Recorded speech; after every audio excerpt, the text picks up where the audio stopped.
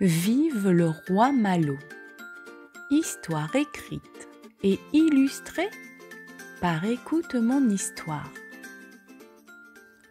Le soleil venait à peine de se coucher lorsque Malo déclara: Ce soir, je ne suis plus un simple petit garçon. Ce soir, je suis le roi Malo.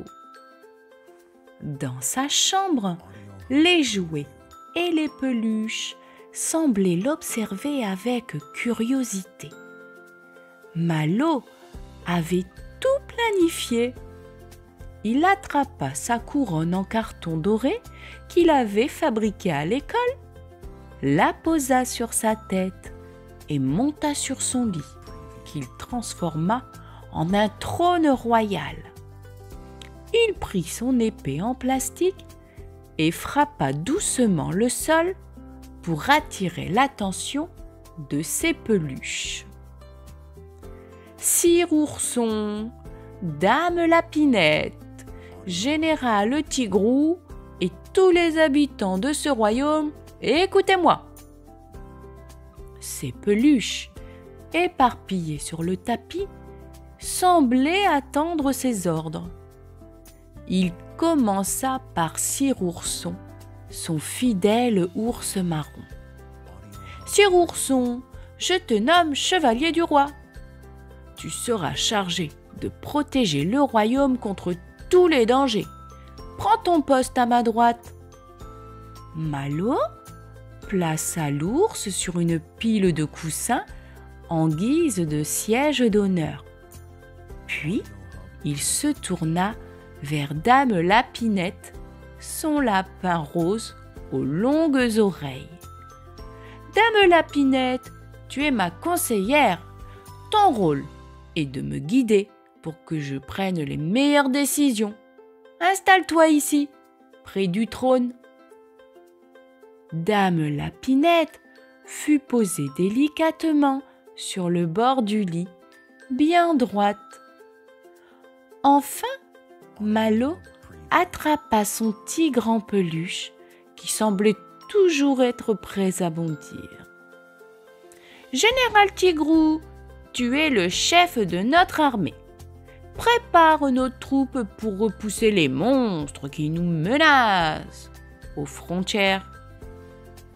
Malo, maintenant entouré de ses fidèles compagnons, leva son épée. En avant pour défendre mon royaume!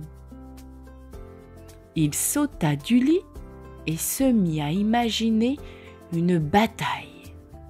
Les ombres sur le mur devinrent des créatures effrayantes. Chaque meuble était un obstacle à franchir. Il esquiva une attaque invisible, roula au sol et fit semblant de parer un coup avec son épée. « Attention, Sire Ourson, un monstre derrière toi !» Il bondit pour sauver son chevalier et lança un cri de guerre. « Partez, horrible créature, ou je vous anéantis !» La bataille dura longtemps. Malo courait d'un coin à l'autre de sa chambre, donnant des ordres à ses peluches.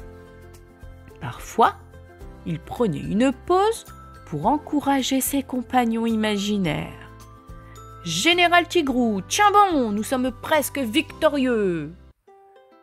Finalement, Malo s'agenouilla sur le tapis, essoufflé, mais heureux. Il se tourna vers ses peluches et déclara: « Nous avons gagné! Vive le roi Malo! Vive le roi Malo !» Mais une douce voix sembla lui murmurer: « Votre Majesté, il est temps de préparer une grande fête pour célébrer notre victoire. » Malo sourit. Dame Lapinette avait raison. Il se leva et dit: « Que le banquet royal commence !» Il quitta la chambre en courant et revint avec un paquet de biscuits et une bouteille de jus d'orange. Avec précaution, il installa un buffet royal sur le tapis. Il distribua les biscuits à ses peluches un par un. « Sire Ourson, voici un gâteau pour toi. Dame Lapinette, une tasse de thé. Général Tigrou, je t'offre un plateau de fruits royaux. » Malo imagina chaque peluche en train de manger et de discuter joyeusement. Il lui semblait presque entendre leur voix.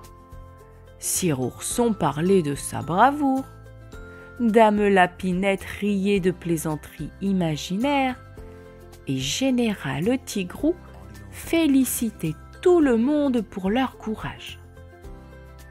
Quand le banquet fut terminé, Malo déclara « Cher ami, la fête est finie, mais ce royaume ne dort jamais.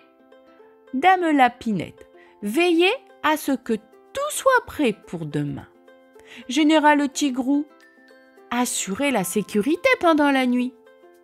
Et Sire Ourson, préparez votre armure pour de nouvelles aventures. » Il remit doucement chaque peluche à sa place. Son cœur battait encore d'excitation.